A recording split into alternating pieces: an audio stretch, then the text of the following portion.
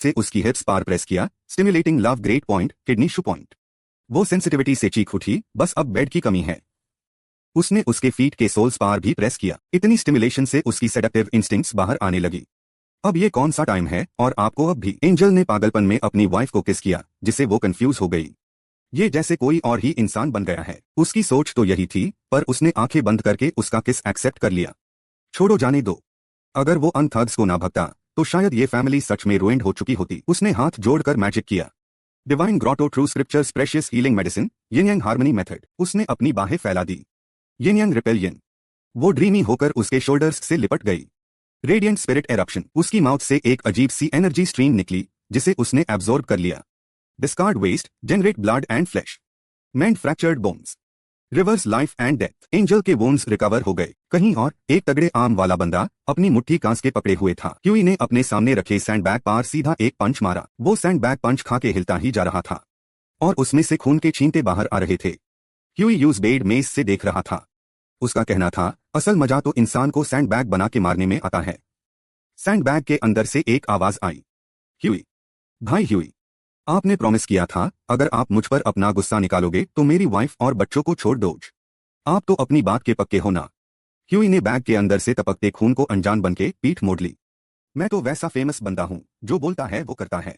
उसने सैंडबैग की तरफ देखा और बड़े टशन से बोला, पर मेरा गुस्सा अभी तक शांत नहीं हुआ है।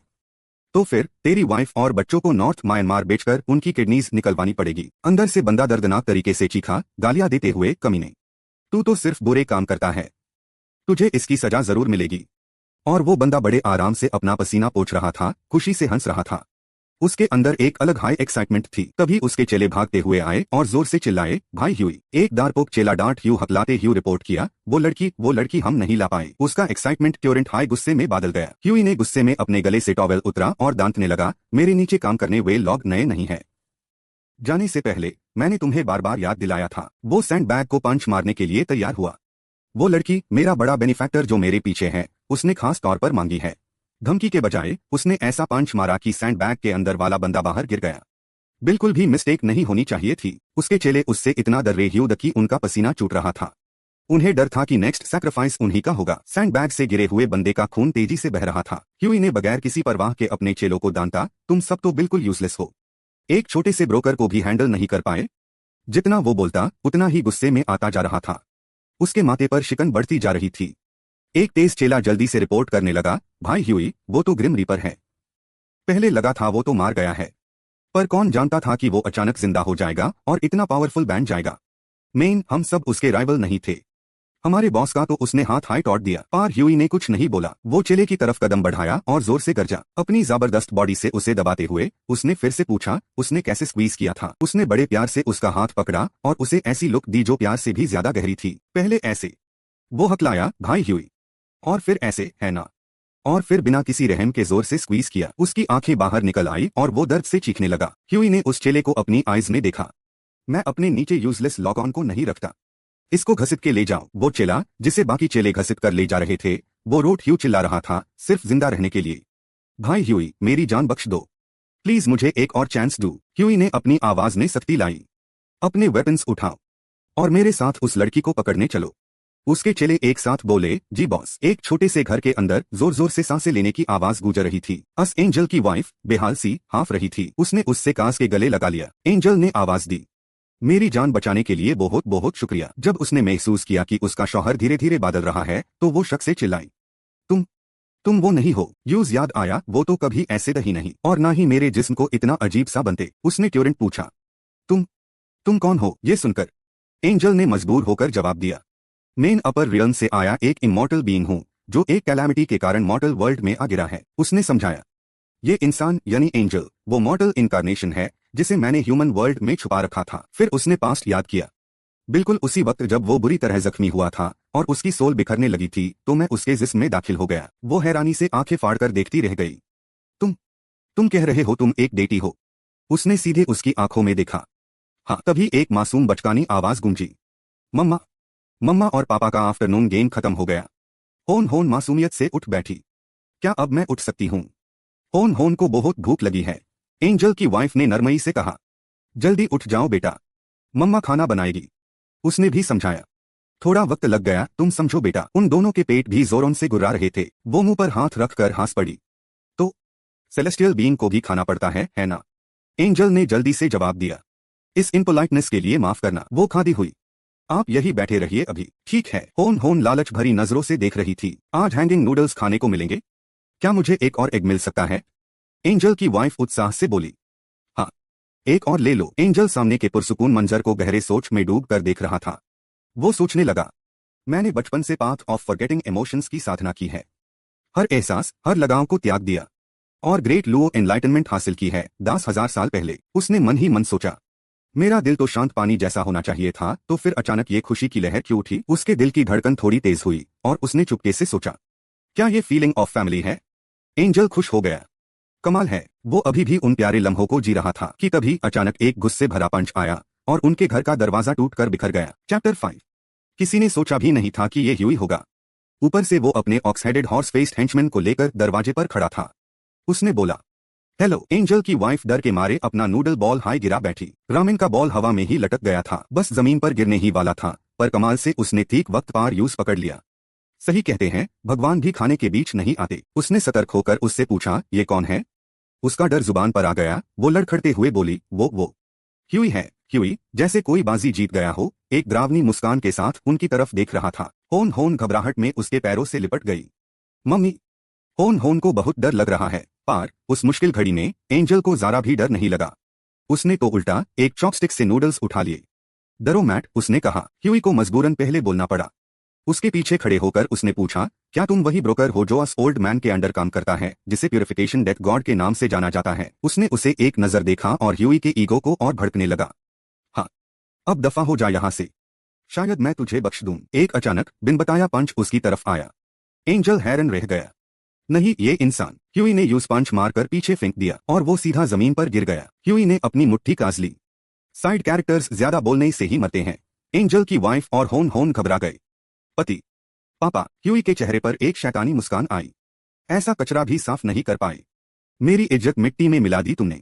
ले जाओ इन्हें। एक चेले ने उससे पूछा, बॉस, बड़े वाले का क्या करना है? वो बेप्रवाही से बोला, तुम जैसा चाहो वैसे हैंडल करो। काम हो जाए तो सबको गाद देना। चेला खुश हो गया।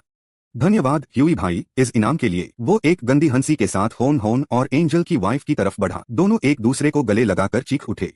पति, पापा। अचानक एक पंच पड़ा और वो चेला दर्द से करा उठा। एंजल पीछे से आकर उसे एक जोर का ब्लो दिया। वो आराम से जमीन पर उतरा।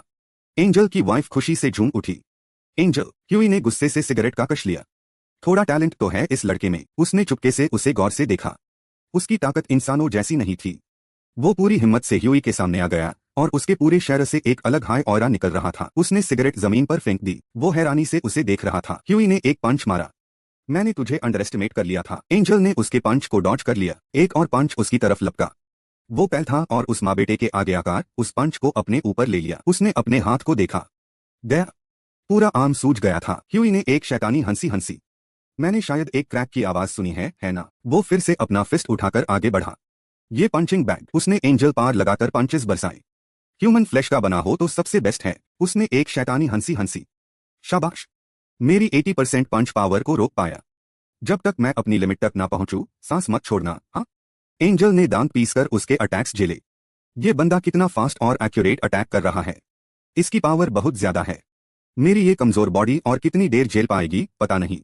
उसने उसकी तरफ गौर से देखा और तभी उससे कुछ याद आया। एग्जैक्टली, मैं तो भूल ही गया था कि वो ट्रिक भी उसे कर सकता हूं। उसने अपनी 2 उंगलियां ऊपर उठाई। प्राइमल एनर्जी की कोई जरूरत नहीं। और फिर अपने फोरहेड की तरफ इशारा किया। उसके अंदर से ऑरा लगाकर तेजी से निकलने लगा। इसके लिए कोई बहुत स्ट्रांग बॉडी की भी जरूरत नहीं थी। एंजल ने अपनी डिवाइन पावर कॉन्सेंट्रेट करनी शुरू की। Angels mind roar. Divine court martial arts. उसकी ग्लोइंग आइज धीरे धीरे खुली। उसने अपनी डिवाइन थॉट से अपने ब्रेन में एक मेंटल स्पेस बनाया जहां एक मोमेंट 10 साल के बराबर था।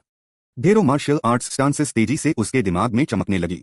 एक तरफ वो दुश्मन से डील कर रहा था और दूसरी तरफ अपने माइंड में फिस्ट टेक्निक्स को सुपर फास्ट स्पीड से प्रैक्टिस कर रहा था। लेकिन अचानक ह्यूई फिर से सामने आ गया। उसका स्टांस तो देखो। उसने एंजल की तरफ बिना सोचे समझे अपना फिस्ट घुमा दिया। Martial arts decade two dragon बोना का इंस्टेंट ट्रांसमिशन मूव यूज करने की कोशिश कर रहा है। और उसके बाद एंजल ने अपनी मैजिक को अनलीश कर दिया। उसने अपनी ग्लोइंग आइज को एक्टिवेट किया। Mastery of fist techniques.